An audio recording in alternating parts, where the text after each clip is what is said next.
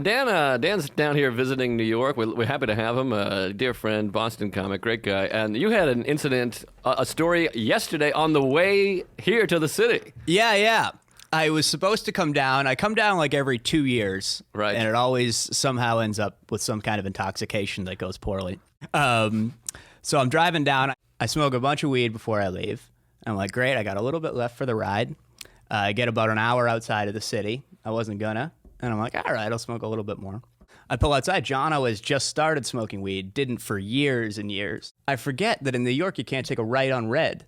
No, you can't. So I take a right on red. The second I do, police sirens go off. Oh, boy. My buddy, who has smoked 3 times in his life, we're about to be pulled over. He's holding a pack of weed and a pipe. Oh, that's terrifying. I'm just looking over at him. And at this point, I'm pretty ripped up. Yeah. I've been smoking for an hour straight. The cop comes up to me. I roll down the windows. I'm like, I forgot about the right on red. Don't live here. But I'm just gone. And I imagine there's just billows of smoke. The car reeks of weed. But for some reason, I thought the right on red, the guy was just going to be reasonable. Like, he's clearly intoxicated, but that's a legitimate excuse. Right. And he goes, do you have any drugs in the car? Well, maybe I did a week ago. That's not bad. Not bad. Yeah, it's How not could bad at that all. possibly work? Well, it's kind of honest. He starts questioning Jono, and Oh, I'm like, boy. well, I can't get my friend in trouble. So I go, all right, I was lying. He had nothing to do with it. Yeah. But Very I'm sweet of assuming, you. I'm That is assuming, nice. enough time's going by, I'm assuming I'm getting arrested. Yeah. Right. Because I know, like, you can have a certain amount on you or whatever. He's just going, it's just a ticket or whatever. He doesn't ask me if I've been smoking while driving, which obviously, yes. Yeah. So enough time goes by, and then he goes, don't worry, it's just a ticket.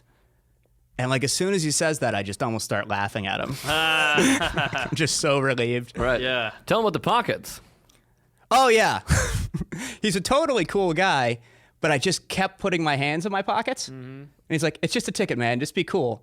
I'm like, all right, Wow. yeah, I'm cool. But for some reason, I think cool is just to relax, put your Right, hands in right, your yeah. pockets. It is cool. So that probably happened 4 times. Now, this I think is, our apologies to our African-American listeners, but they're probably enraged by this. This is a real clear thing of it's good to be white here. Yeah. I've always been happy that I am white. I just never really knew why. Yeah, this is, I feel like you would have been beaten to death if you were a black person. Or Possibly. at least arrested, yeah. Especially the hands in the pocket. This actually happened. I left here on night. I was leaving Boston. I smoked the whole way down. Great time, you know. I forget, in New York, you can't take a right at a red light. So within seconds of being there, I just immediately get pulled over. But in an optimism, I was like, I'll tell you what'll happen. I'll show this fellow my license. He'll see I'm from Boston. I'll explain the right on red thing. It's going to be fine. That's not how it worked out. Instead, I rolled out the window, I'm sure to say Cheech and Chong, amount of smoke just billowed out. Before the cop even got to the car, I stuck my head out and I was like, red on red!